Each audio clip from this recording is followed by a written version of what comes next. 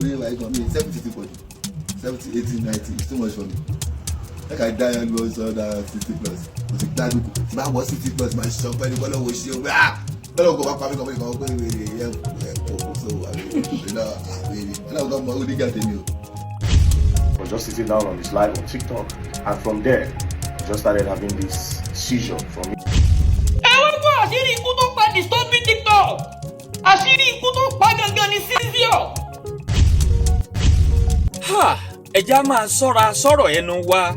Ẹ wá gbọ́ àṣírí ikú tó pa ọmọkùnrin yìí tí gbogbo èèyàn mọ̀ sí I'm disturbing TikTok 24/7. Ohun tá a gbọ́ ni pé ìyàwó arákùnrin yìí ti ṣàlàyé tó fa kú ọkọ ẹ̀. Ẹja ṣí àìtò yìí kó délé kó dóko ẹjọ́ wọn dé ilé ó kó ẹja àgbàlagbà ó mọ̀. Ẹja kẹ́kọ̀ọ́ ń bẹ̀ torí pé nínú gbogbo ohun tó ń ṣẹlẹ̀ láyé èèyàn ẹ̀kọ́ ló ṣe pàtàkì ń bẹ̀. Onírúurú àwọn èèyàn ni wọ́n sì ti sọ̀rọ̀ lórí ẹ̀. Tẹ́ ẹ máa gbọ́ ọ̀rọ̀ wọn lẹ́yọ kọ̀ọ̀kan nínú fọ́nrán yìí. Ẹ̀já ṣì àìkú délé kó dóko. Ìkànnì àwọn aláṣẹ mídíà ẹ máa gbọ́ ẹ máa wò bó bá ṣe ń lọ o. Àwa ò ní jẹ́ kí tí yóò bì sí. Ẹ̀já máa bọ́rọ̀ ń bọ̀. Alright, so according to the story, that was how that guy passed like that on live. He was just sitting down on his live on TikTok, and from there, he just started having this seizure. From it looks like a seizure or an heart attack or a cardiac arrest or something, and from there he just passed on, and that was how he died. Man, this is just a very sad way to die. You know, up to now nobody knows what happened to him. You know, a lot of people say that it's drugs and all that. Nobody can say, okay, this is what happened to him yet. Maybe after an autopsy. But one thing I just want to say today is this: a lot of TikTokers, you people don't rest. You people don't rest, and resting is important. I know one particular girl. I don't text her, tell her, say, don't you rest. Is that bad when make me go a DM? Text her, say, don't you rest. Because if I open TikTok in the morning, she's on live. Open in the afternoon, she's live. Open in the night, 2-3 a.m., this girl they live. Practically, let's say the girl they sleep on top TikTok. And also almost all of them day for that TikTok live. A lot of them, they sleep on that live. They don't rest. You people just sit down and look at your screen for hours, 6, 7, 8 hours, and you are talking with people. Oh, this. Sometimes you are making some funny things so that people will engage and give you gifts.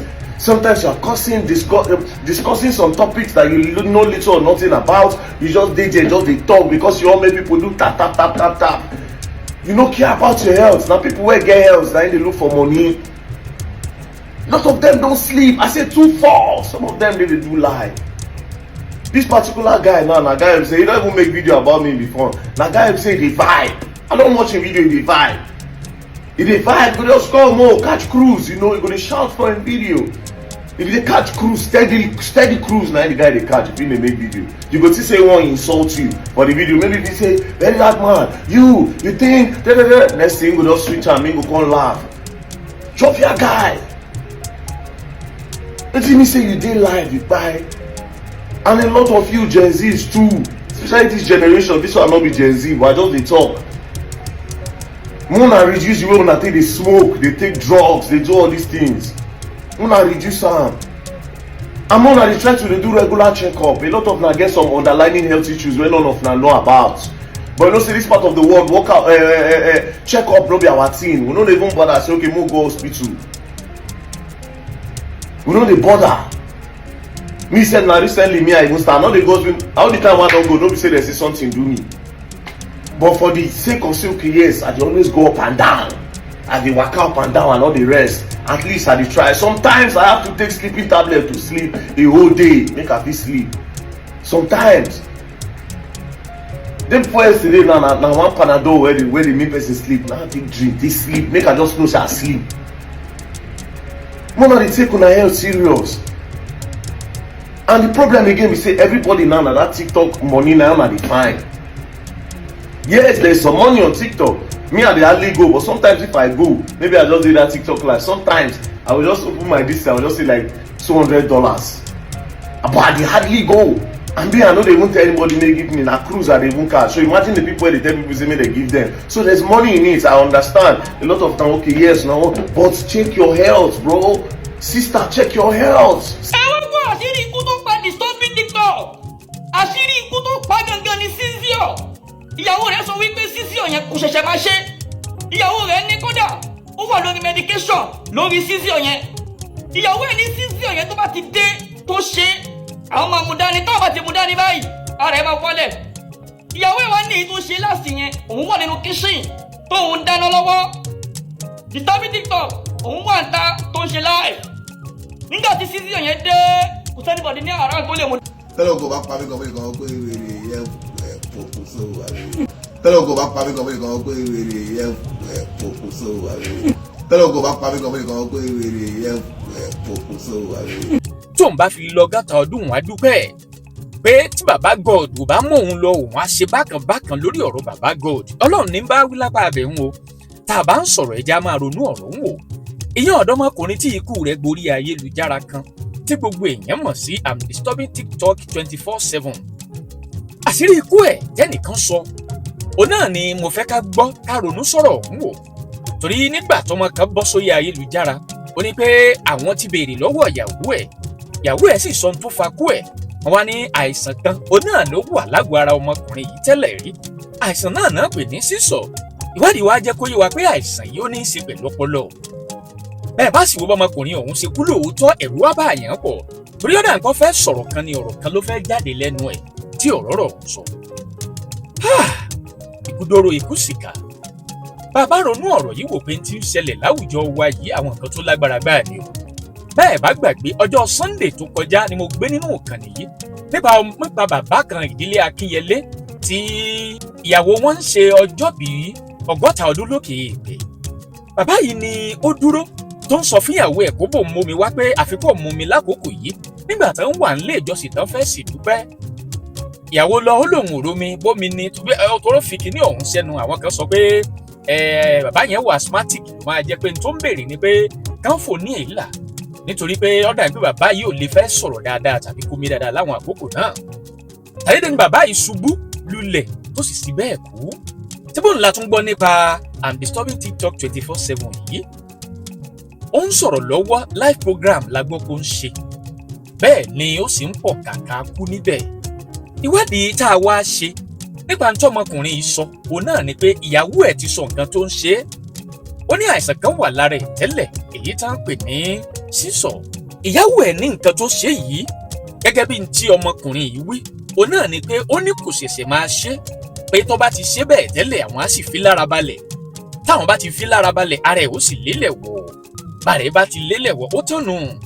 ṣùgbọ́n tá a gbọ́ ni pé ìyàwó ẹ̀ gan sọ pé ó wà lórí medication àwọn oògùn kan wà ọmọkùnrin yìí máa ń lò. nígbà tí ó bá di pé àìsàn yìí dé olóògùn kan tó máa ń lò èyí ò ní tó máa ń jẹ́ kí gbogbo ara ẹ̀ kó wálẹ̀ wọ̀. ṣùgbọ́n lákòókò yìí ohun tá a gbọ́ náà ni pé ìyàwó ẹ̀ ló wà níbi tó ti ń dáná. tọkọ sì sọ fún un pé òun fẹ́ ṣe TikTok live o. wọ́n ní ìta ló ti ń ṣe lẹ́gbẹ̀ẹ́ apá kan níbi ilé ẹ̀ ló ti ń ṣe tíyàwó sì wá nú ilé tóun lọ rèé dáná pẹ̀lú nǹkan tá a gbọ́ lẹ́nu ọmọkùnrin yìí. níbi tó ti ń ṣe live talk yìí pẹ̀lú àwọn olólùfẹ́ òun náà láìsàn burúkú yìí tán ní òṣè máa ṣe èyí tán pè ní sísọ. òun náà láìsàn ọ̀hún dé báìsàn ọ̀hún ṣe kọlù òun náà lọ bẹ̀rẹ̀ sí ipò kàkà ibi tó ti ń japoró àìsàn yìí. òun la gbọ́ pé ó ṣubú lulẹ̀. ìṣubú ẹ̀ gangan wá ní wàhálà tó wà ńbẹ̀ torí pé wọ́n ló forí làkúta nígbà náà. wọ́n làkúta kan wà lẹ́gbẹ̀ẹ́ bẹ̀ níbi tó ti ń ẹ̀rì bọ́ fẹ́ sọ̀rọ̀ ọ̀rọ̀ ọ̀hún ò jáde. bẹ́ẹ̀ ni ó bẹ̀rẹ̀ sí yí ọrùn ọ̀hún torí pé àwọn kan ti sọ pé wọ́n ló ṣeé ṣe kó jẹ́ wárápá ni nítorí pé wọn ò mọ̀. ṣùgbọ́n tá a gbọ́ tán ní ìyàwó arábìnrin yìí sọ ohun tá a gbọ́ ni o pé ìyàwó arábìnrin yìí sọ. òun náà ni pé níbi tó ti ń pọ̀ kàkà òun náà ló ti ṣubú lulẹ̀ tó forí làkúta ń ta. àtàwọn kọjá lọ náà wá wò pé áwò kí láà ṣẹlẹ̀ sọmọkùnrin yìí tó ṣubú nàmbá sì nàmbá rọ dìgbàdìgbàdìgbà náà lọ sọ́dọ̀ ẹ̀. ohun tá a wá gbọ́ ni pé ńgbà tán dọ̀dọ̀ ẹ̀ tán kí ló padà ṣẹlẹ̀. kò ní pé wọ́n á bẹ̀rẹ̀ sí ẹ bá wa gbé o kí ló ṣẹlẹ̀ sí i. tẹ́ ẹ sì mọ̀ pé ńlẹ̀ Yorùbá bí nǹkan bá ti ṣẹlẹ̀ sí èèyàn nígbà pé èèyàn ṣubú báwọn olómi bẹ̀rẹ̀ sí gbé omi kan náà bẹ̀rẹ̀ sí da omi lé lórí. bí ẹ ti wá ń da mi lé lórí lẹ́nìkan ti wọlé lọ́wọ́ ni pé bàbá alágbájá mà wá ń ta tó ti ṣubú lulẹ̀ pé kí ló dé.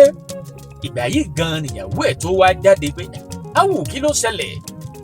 ọmọ èèyàn gẹ́gẹ́ bí ọmọ Yorùbá láti gbìyànjú láti dóòlà ẹ̀mí wọ́n bẹ̀rẹ̀ sí rọ omi lé lórí ìyàwó ẹ̀ ló wá sọ fún ẹ pé áwù ẹ dẹ́kun rírọ̀ omi lé lórí ní tí ń ṣe òun ti mọ̀ ọ́n bóyá ní àìsàn yìí ọ̀sẹ̀ máa bá a lálejò wọ́n ní bá ń ṣe gbénu wo ó di dìgbàdìgbà ó di ilé ìwòsàn wọ́n ní nígbà tán gbé délé ìwòsàn kò lè mí dáadáa mọ́ láwọn àkókò yìí la bá gbọ́ pé wọ́n ní wọ́n ń fún lọ́ksíjìn wọ́n ní ṣùgbọ́n ju gbogbo ẹ̀ lọ wọ́n lè abiyamọ òwò wọ́n ní I'm disturbing TikTok 24/7 máa jọ lọ́hùn nípè bó ṣe ṣe bẹ́ẹ̀ tó kùnú o n tá a wá gbọ́ ni pé àìsàn yìí ló pa á pẹ̀lú nǹkan tá a gbọ́ bí kò bá pa ni ikú a máa ní sábàbí èyí tó ṣeé ṣe náà ni pé ó dá wa lójú pákókó ẹ̀ ti tó ni o ẹ já wá gbọ́ nínú fídíò kan tó ṣe tó sọ pé ó ní Portable ó ní ó làmìlaka ó sì dé èèyàn àtàtà ní 2022 ó ní alọ́bàṣàló 2023 ló di mímọ̀ fáyé tí gbogbo èèyàn mọ̀ ọ́n ó ní nígbà tó di 2024 ó ní bẹ́là jáde tán gbogbo èèyàn ló sì gba títí ẹ̀ ó ní 2025 gbogbo ohun tó bá mọ̀ ní kò sí kò fi jẹ́ èèyàn. 2022 ògo Portable buyọ 23 ọlọ́bàṣàló orógolo 2024 bẹ́là ó jáde tán ọmọ ìyá mi 25 ìdílé ẹgbẹ́ gẹ̀ẹ́sì tó bá ya dókítà wa tó máa ràn kò sí kankan tí wọ́n gbọ́ bá nígbàgbọ́ wípé nínú ọdún tá a mú yìí ọdún tuntun tá a ṣẹ̀ṣẹ̀ mú yìí gbogbo tiẹ̀ náà àbúyọ ọmọ ìyá. ara àwọn nǹkan tó sọ nù ọ̀rọ̀ rẹ̀ lélẹ́yìí mo sì sọ fún wa nínú nǹkan tó kọ́kọ́ fi hàn wá lòun sọ pé òun bá fi lè pé 60 torí pé ó ń sọ bí ẹni kó dá lójú pé nǹkan kan ń ṣẹlẹ̀ tó mọ̀ pé ó ṣeé ṣe kó mọ̀ tó yẹ ọdún yìí pẹ̀lú àwọn nǹkan tó sọ nù ọ̀rọ̀ rẹ̀ ni mo fi ń sọ fún wa pé nígbà míì ọ̀pọ̀lọpọ̀ ló mọ tí ń tó gbé sábẹ́ aṣọ àwa sì wádìí mo béèrè lọ́wọ́ àwọn tán nímọ̀ kí ló ń fa àìsàn tá a pè ní sísọ yìí àwọn nǹkan wo ló lè fà á kí ni àbáyọrí sí ẹ̀ kí ni nǹkan tó lè ṣẹlẹ̀ nípa àìsàn yìí ohun tí mo gbọ́ tí wọ́n jẹ́ ó yé mi nípa ẹ̀ náà ni pé àwọn nǹkan tó ń fà gan pọ̀ àwọn nǹkan wo ló wá ń fà á kó tó di pé mo lọ síbi àwọn nǹkan tó ń fà á mo sọ ṣáájú pé àsìkò ẹ̀ ló tó ní pé tásìkò ẹ̀ ò bá tó ni ìyàwó ẹ̀ yóò wà níbẹ̀ ńgbà náà yóò sì dóòlà ẹ̀mí ẹ̀ torí pé ó ti mọ nǹkan tó máa ń ṣe fún un láwọn àkókò táwọn nǹkan yìí bá ṣẹlẹ̀ ìyàwó ẹ̀ ó gbìyànjú yóò ṣe é kò sì ní sí wàhálà kankan bá a ṣe ń sọ̀rọ̀ nù àkókò yìí àyàn wà ohun tó tún ṣẹlẹ̀ ni pé tí ó bá jẹ́ pé àkókò ẹ̀ ò tí ì tó kò ní forí gbòkúta pẹ̀lú nǹkan tá a gbọ́ ó ṣe ṣubú ọ̀hún àrò àṣubú bẹ́ẹ̀ ó ṣe é ṣe kíyàwó ẹ̀ bá ń bẹ̀ ó sì fún láwọn oògùn tó máa ń lò tírú ẹ̀ bá ṣẹlẹ̀ sí ìkẹta tó dàbí rẹ̀ ni pé lákòókò ẹ̀ ò bá tí ì tó omi kọ́ná máa dà lé lórí àwọn àṣìṣe tó pọ̀ táwọn èèyàn máa ń ṣe rèé nígbà míì tí nǹkan bá ti ṣẹlẹ̀ ìgbàgbọ́ wa ni pé kásárì dami lóní tòun lórí ló fi jẹ́ ṣe pé ẹni tó bá ní jàǹbá mọ́tò ò bàbá fẹ́ dóòlà ẹ̀mí onítòun omi kọ́ la kọ́kọ́ dà á lérú wọn lórí ṣùgbọ́n bàbá ti ń dami lé lórí ọ̀pọ̀lọpọ̀ ẹni tó bá ní ìjàǹbá ojú pópó tàbí mọ́tò àwọn àgbà kẹlòmíì sọdá fún àpẹẹrẹ téèyàn bá fẹ́ wẹ̀ bó bá dami sórí ẹ rí i pé láwọn àkókò yìí èèyàn ó sẹ́mi kò ní lè mí lákòókò náà ní tó sì máa ń pọ̀ pọ̀lọpọ̀ bàbá ń dóòlà ẹlòmíì nígbà tó bá ní ìjàǹbá ojú pópó àbí bá ń dóòlà ẹ̀mí ẹlòmíì tán bá ń dami lé lórí àwọn omi tán bá ń dà lé wọn lórí yìí àwọn àjẹkẹ́lòmíì ó tètè kú torí pé omi tẹ̀ ń dà lé lórí ò ní jẹ́ kó mí láwọn àkókò náà ó sì nílò èémí ló fi jẹ́ pé ká máa sáré dami lé ẹni tí nǹkan bá ṣe lórí òtọ̀nà bẹ́ẹ̀ ẹ bá bi àwọn oníṣègùn dáadáa léèrè wọn ó sọ fún yín pé bẹ́ẹ̀ èèyàn bá ní ìjàmbá àbí irú nǹkan báyìí omi kọ́ là á kọ́kọ́ dà lé lórí bá a bá ń dàlẹ́ mélòó wọn lórí bí ìgbà tí bá fẹ́ jẹ́kùn òní onítọ̀hún ni a máa jẹ́ kí èèyàn kú gbà míì tí ò bá tún jẹ́ pákòkò ẹ̀ tó gbà tán gbèdélé ìwòsàn ara ẹ̀ ó yá ló fi jẹ́ sí pé àsìkò oníkálukú lókè ìgbẹ́ ọ̀tọ̀ ni o Olódùmarè ò ní ìfikún tó yáwó pa wá gbogbo ẹ̀yin olólùfẹ́ ìkànnì yìí tẹ̀ ń gbètò yìí a ò ní tètè kú láṣẹ Olódùmarè Ọlọ́run Olódùmarè ikú wa ò ní yá kánkán o torí n tó ṣẹlẹ̀ yìí sábàbí la lè pè é sábàbí sì nírú ẹ̀ jẹ́ nítorí pé àkókò ẹ̀ ló tó àwọn kan sọ pọ̀rọ̀ kan ló fẹ́ sọ ńgbà náà tó jẹ́ ṣe pé àwọn èèyàn ọ̀fẹ́ ó sọ bóyá wọ́n gba lóhùn mú wọ́n gba lọ́rùn mú ayé àbìdí yànyàn a ò ní ṣàwọn àgbà a ò ní ṣayé o ohun tí àgbẹ̀ nípa ẹni tó bá nírú nǹkan báyìí bí táwọn tán mọ̀ nípa nǹkan tó ń ṣe bá wà ló yẹ kó nítorí máa wà àwa béèrè báwọn nǹkan wo gan ló lè farú nǹkan yìí kò sí tí ò lè fà á ṣùgbọ́n táwọn sọ pé ó máa ń fàájù tó ṣeé ṣe kó fàájù ògbó náà ni ká máa mu ọtí alcohol wọ́n ní a máa fà á béèyàn bá mu egbògi olóró wọ́n ní a máa fà á ìgbà míì sì wà tó jẹ́ pé ó ṣeé ṣe kó jẹ́ àmúwá Olódùmarè ṣùgbọ́n tí a gbọ́ ni pé ó ṣeé ṣe kó jẹ́ àmúwá Olódùmarè nígbà míì àwọn ọtí a máa fà á èyí tí wọ́n tún sọ fún wa ni pé tí èèyàn bá lo àwọn oògùn tó yóò lò lákòókò ó lè fà á bẹ́ẹ̀ ni tó tún wá jà jù ń bẹ̀ tá a sọ kó lè fà jù òun náà ni kíyìn má máa sùn àìrórun sùn a máa fà á èyí tí Very Dark Man sọ lórí ọ̀rọ̀ yìí òun náà ni pé ọ̀pọ̀lọpọ̀ ẹni tó wà lórí TikTok mi ò kì í sùn arákùnrin kan náà sọ̀rọ̀ lórí ẹ̀ pàápàá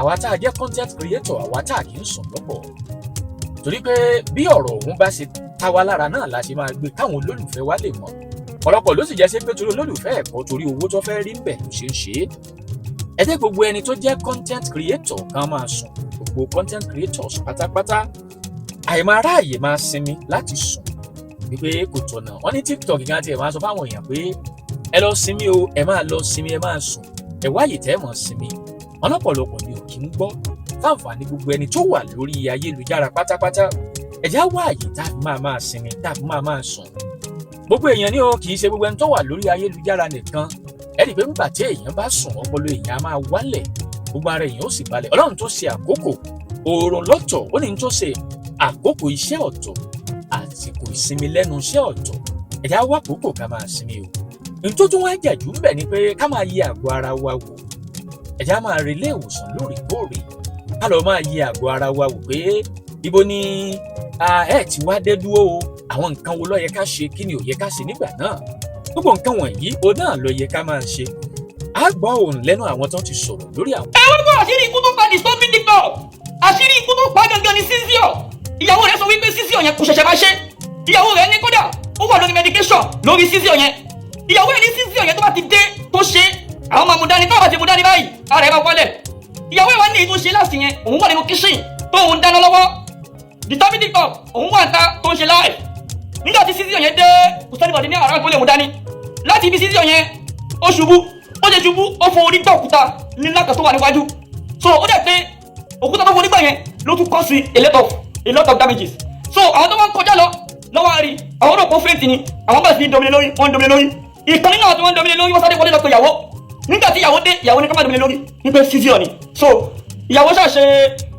wọ́n palẹ̀ mọ́ wọ́n sáré gbọ́dọ̀ hospital ìgbà tó gbé lọ hospital wọ́n fún oxygen at last kó padà lè make ẹ̀ kó padà ṣaláìsí ikú máa ń sábà bí kankan dání ni àsìkò rẹ̀ tó ni lọ́lọ́run ṣe sọ pé kẹ́nìbọ̀dì máa wà ní sọ̀rọ̀ àndì ẹ̀ tásìkò rẹ̀ wá tó àwọn èèyàn máa wà ní sọ̀rọ̀ àndì ẹ̀ tí kú bá máa pààyàn ikú á ní kankan mú dání gbogbo ẹ̀dá bá ní sísí ọ̀nà ẹ make sure wípé ẹ wà láàrin ibi táwọn èèyàn wà o torí pé tó bá fẹ́ ṣẹlẹ̀ òní kọ lẹ́tà sí pé òun bọ̀ tí nǹkan bá ṣẹlẹ̀ sẹ́nìkan ó máa kọ́ àwọn tó kù lọ́gbọ́n ni ẹ̀dá ní sísí ọ̀ ẹ make sure pé ẹ wà láàrin ibi táwọn èèyàn wà disturbing TikTok ọlọ́mọ wa fọ̀rún kẹ́ kọ́ wa ṣàforíjì fún àwọn ọmọ rẹ̀ kọ́ wa fi wọ́lọ́kàn balẹ̀ ìyàwó ẹbí kọ́ wa fi wọ́lọ́kàn balẹ̀.